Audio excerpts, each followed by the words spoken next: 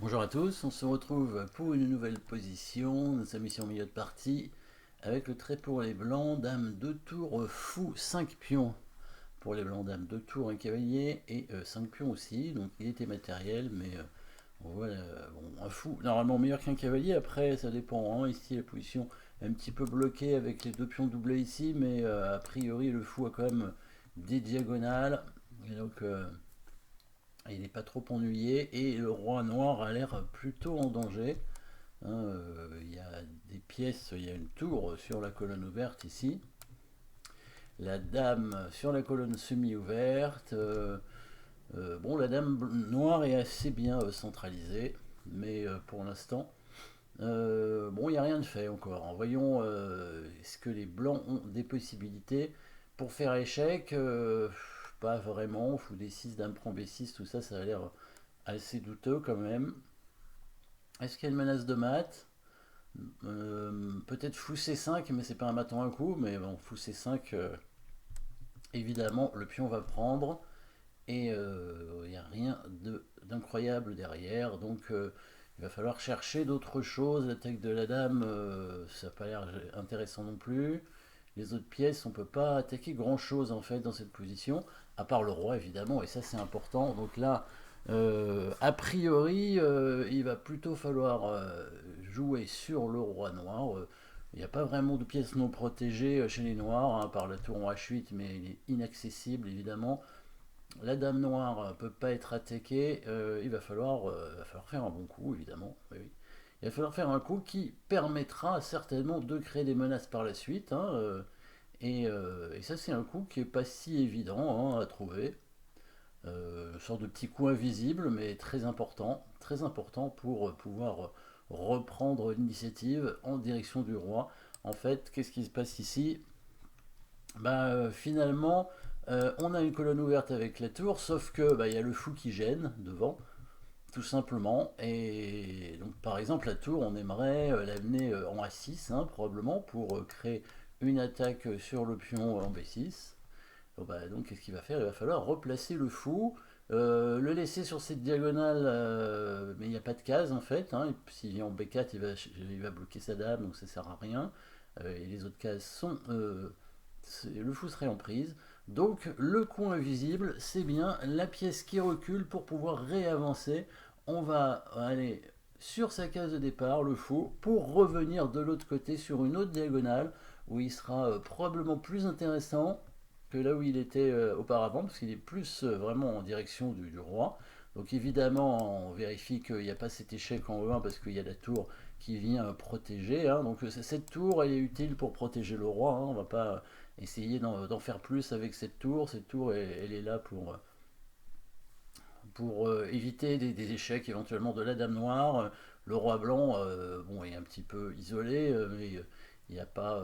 il n'y a pas trop de danger, puisque à part la dame noire, il n'y a rien d'autre. Et là, la menace maintenant, c'est d'amener la tour en A6, mais aussi de faire fou F4 échec avec la possibilité d'amener ensuite la dame en B5. Différentes possibilités ici avec les noirs. Alors, il y a un coup intéressant, ce serait cavalier E5 pour venir attaquer la tour, hein, les noirs qui semblent vouloir créer quelques attaques, mais bien sûr le fou vient clouer directement le cavalier. On suppose que si le roi bouge, par exemple en B7, on pourrait prendre ce cavalier certainement, voire mettre la dame en B5 directement pour venir ensuite en A6. Bon, après là, c'est vrai qu'il peut prendre la tour sur échec, hein, c'est ça qui me gênait. Donc il y a quand même peut-être un petit souci à ce niveau-là, mais prendre le cavalier, ça semble pas mal, ou alors bouger simplement la tour, hein, la ramener en F1, et on garde toutes les menaces, c'est-à-dire la dame qui peut arriver en B5, voire en A2, pour ensuite monter en A7 ou en A6. Et, là, le cavalier noir, finalement, se retrouve pas si bien placé. Un coup qui peut être intéressant après fou F4, ce serait tour D6 pour protéger le pion et déclouer le cavalier. À ce moment-là, le fou doit prendre. La tour vient faire échec. Et la dame se met derrière en A1. C'est pas fini, hein, parce que c'est pas mat en fait. Les tours se protègent, la dame vient en A6. Il y a des échecs avec la dame. Voilà.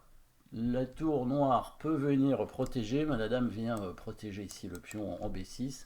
Là, il n'y a pas de mat, a priori. Hein, les blancs, s'ils font tour A8, le roi va s'enfuir en C7. La deuxième tour arrive, donc là, on va commencer à menacer des choses quand même. Tour 8, menaçant mat du côté des noirs. Et sur H3, tout simplement. Voilà, là la tour noire est menacée maintenant en D7, hein, puisque le mat a été paré. Les noirs peuvent rentrer dans une finale inférieure en faisant échec comme ça. Donc ils sacrifient leur dame, mais ils récupèrent les deux tours. Et les blancs vont récupérer plein de pions. Voilà une variante possible, hein, qui donne une position gagnante pour les blancs, hein, parce qu'il y a beaucoup de pions d'avance. La dame ici est plus forte que les deux tours, parce que les tours sont pas en liaison, le roi noir est faible. Donc il y a toutes les raisons que les blancs gagnent cette partie.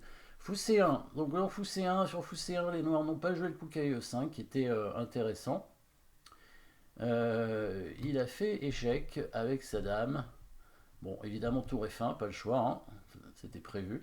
La dame a pris le pion, et évidemment, bah là, c'est pas très compliqué. Le fou qui arrive en F4 directement pour faire échec, comme prévu aussi. Hein, il y a ce pion qui est attaqué, donc le roi va être obligé de se mettre en B7. Et là, simplement, bah, comme prévu, hein, la dame qui arrive en B5 pour menacer mat. Et là, finalement, on voit des pièces non protégées. Hein, c'est souvent ce qui arrive, hein, quand il y a une dame qui attaque. Hein, s'il y a des pièces non protégées, ben, ça crée des attaques doubles, des clouages. Donc là, déjà, pour parer la menace de mat, c'est très compliqué, parce que s'il met le cavalier devant, il perd la tour. S'il amène sa tour, il va perdre son cavalier, parce que bah, le roi ne peut pas tout protéger en même temps. Hein, on prend tout simplement, et on va simplement prendre le cavalier. Hein, peut-être c'est mat si on fait dame A6, je sais pas. En tout cas, dame prend le cavalier, c'est suffisant déjà pour, pour gagner des pièces. Oui, bon, le meilleur coup c'était cavalier E5. En tout cas, joli coup, jolie manœuvre, hein, avec ce coup de fou invisible, hein, évidemment. Dans cette partie, le fou qui revient sur les diagonales. C'était une partie de Bobby Fischer, hein, Bobby Fischer qui nous regarde d'ailleurs, hein, ici, vous voyez, donc il vérifie si on a bien joué des bons coups. Apparemment, comme il n'a pas réagi, ça doit aller. Donc fou C1 pour revenir sur la bonne diagonale, et ensuite créer des attaques sur le roi. On reconnaît un peu la structure de la défense Winawer de la française. Merci d'avoir suivi cette position. N'oubliez pas de vous abonner, et à très bientôt.